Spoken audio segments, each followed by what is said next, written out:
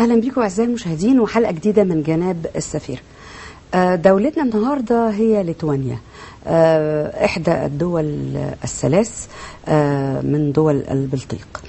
بتقع في شمال أوروبا، دولة غنية بالمزارات السياحية، الكنائس، المباني الشاهقة، غنية بالمناظر السياحية الخلابة، مقصد لكثير من السائحين. في تعاون بينها وبين مصر في مجالات كثيرة، منها مجال الاتصالات والتكنولوجيا، لأنها متطورة جدا في هذا المجال، متطورة في استخدام خدمة الإنترنت، من أولى دول العالم في استخدام خدمة الإنترنت، متطورة أيضا في مجال أو مجالات استخدام الليزر، في علاقات تجارية بينها وبين مصر، في علاقات ثقافية.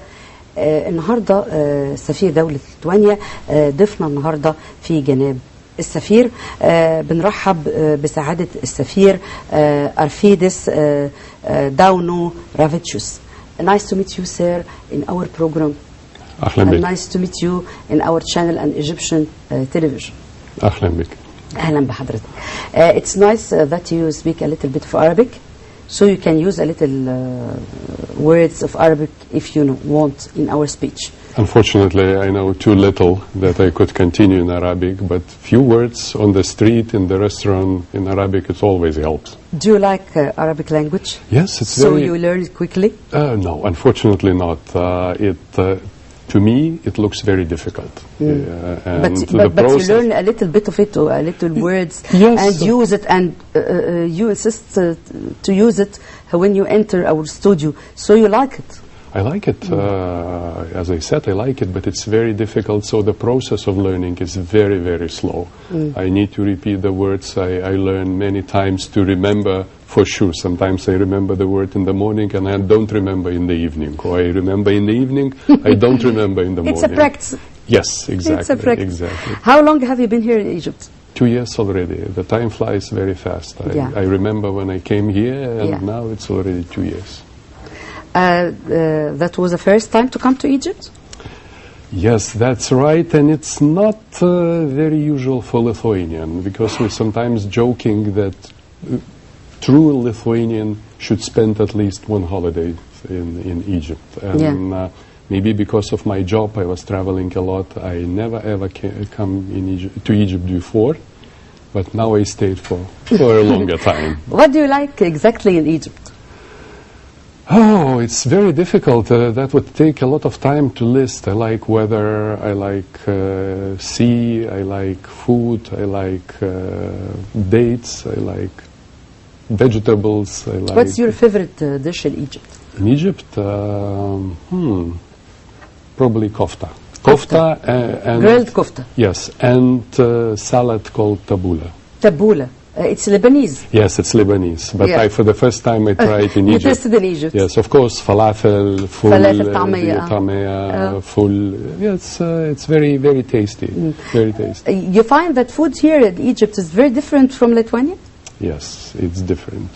I don't want to say that it's not tasty. It's tasty, but it's different from what we do eat in Lithuania. Yes, that's right. What's the main dish in Lithuania? Oh, it's very difficult to say which is the main dish, because we traditionally, if we go back to the history, you have many dishes in Lithuania. Yes, we ate what we could grow, what we could fish, and what we could hunt. So 3 types. Yes, so it could be the meat from the game. I mean the game, what you could hunt in the forest, wild animals, wild birds. You could eat the animals you grown yourself, what you grown on the farm, different vegetables, grains, and of course fish. What you could fish in our You depend on rice or meat or fish or vegetables? Well, you cannot say that we depend. We don't grow rice. We just import it. But the rest, yes, for centuries we That's used the main element in Lithuanian food. Potato. Meat. Wheat. We make a lot of food dishes from using the wheat, different types. What else? Vegetables. During the winter, during the summer, it's fresh vegetables. During the winter, it's marinated or sour vegetables. The weather is very different between Egypt and Lithuania. That's right. That's right. In Lithuania, I think you have many different seasons in the year. That's correct. That's correct. Here we joke, it's all year round, it's a summer. But Egyptians say, no, we have winter when it's very cold, you know. Very cold, 15 degrees, it's not very cold for us. Cold is different in Lithuania. Yes. But you're right, we have a clear 4 seasons, or at least we used to have before the global warming started. It changes all the weather in all over the world. Unfortunately, it's changing. But yes, if it's spring, you know it's spring. When it's summer, you know it's summer. When it's autumn, it's autumn. When it's winter, you know it's winter. Now, unfortunately, things a little bit changing. We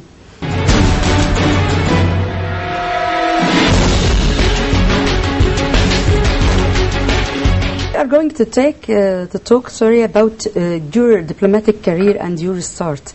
I know that your study is different from diplomatic career. You must be a scientist or a physician, and you're now an ambassador. What happened in your life? You know, between the science, which I was involved, let's put that, between my studies at the School of Physics at Vilnius University many years ago, and becoming ambassador, it was a very long way to go. Yes, in most cases people are surprised to discover that I am being ambassador. I have education in physics. I have a Master of Science in Physics from Vilnius University.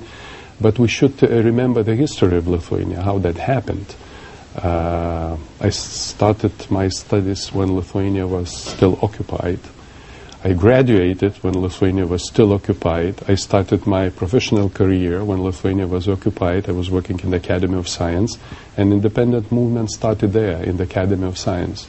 So we have been involved in this movement, and when Lithuania regained independence, I felt that probably being a diplomat, it's my cup of tea. And I Drink your tea. Thank you.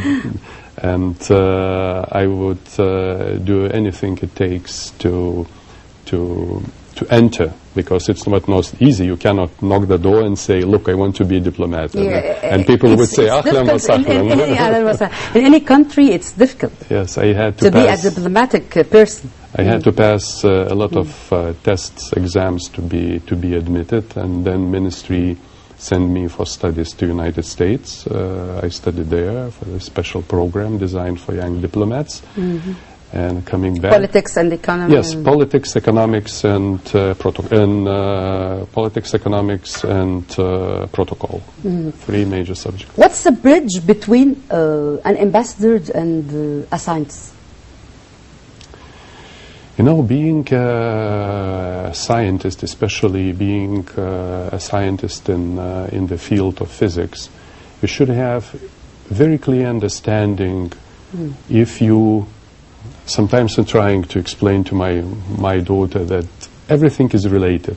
You touch here, it's facts. Something happened there. Yes, but there is a chain of dependability. If you change something here, it changes here as well. So to understand this ratio, if you do something today, something happened tomorrow. So you should... If there is a reason? Yes, there is a reason, and there are the consequences, the result. So in science, primary conditions and the result. In the politics, in diplomacy, it's a reason and the consequences. So probably understanding this, it's the best link between science and diplomacy.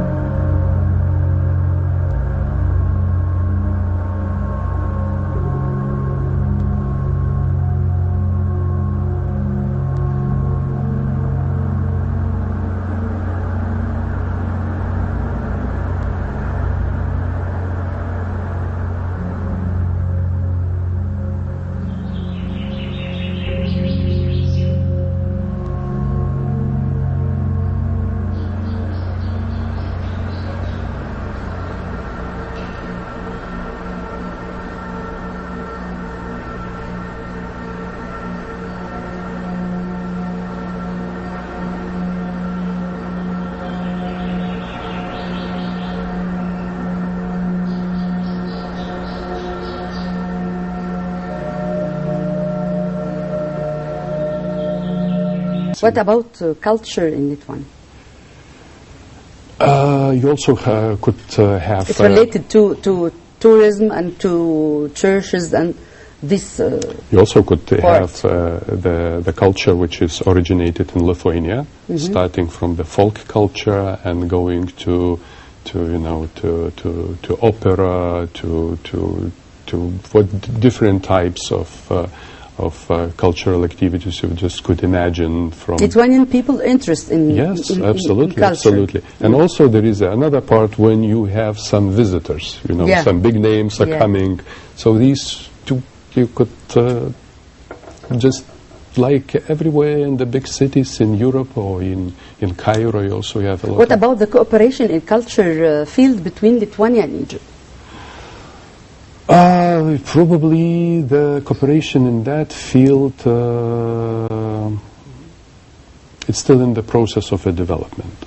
And I'm very happy that we received the request from both from Lithuanian company, from the company in Lithuania and the folk group here in Egypt to go to Lithuania to participate in very important folk festival. We organized this folk festival maybe 50 years, something like that.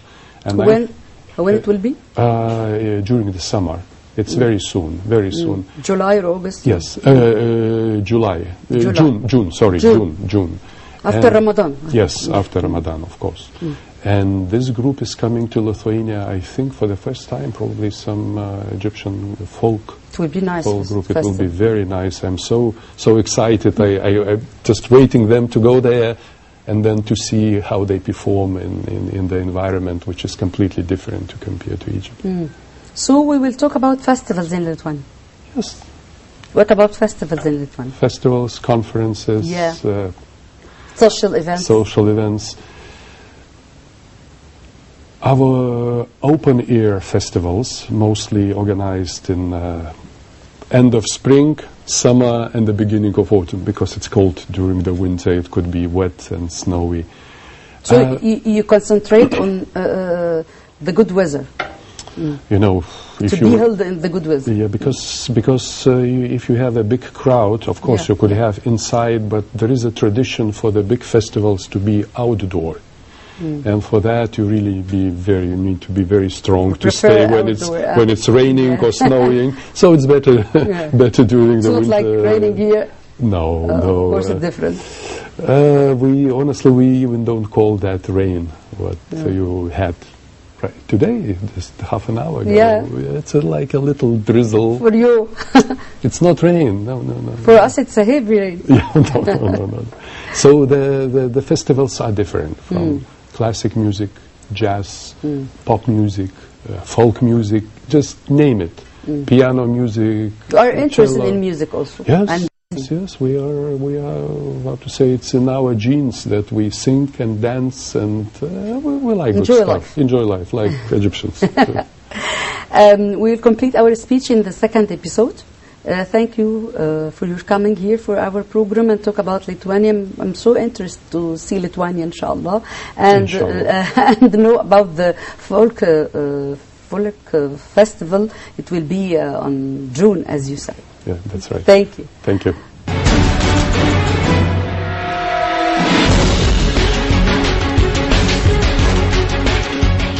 اتكلمنا في حلقتنا النهارده مع سفير دولة ليتوانيا بجمهورية مصر العربية عن ليتوانيا وان هي دولة من دول البلطيق الثلاث وبتقع في شمال اوروبا، وكلمني عن الطبيعه اللي موجوده هناك، كلمني عن الجو اللي موجود هناك، ان الحقيقه الشتاء قارس جدا.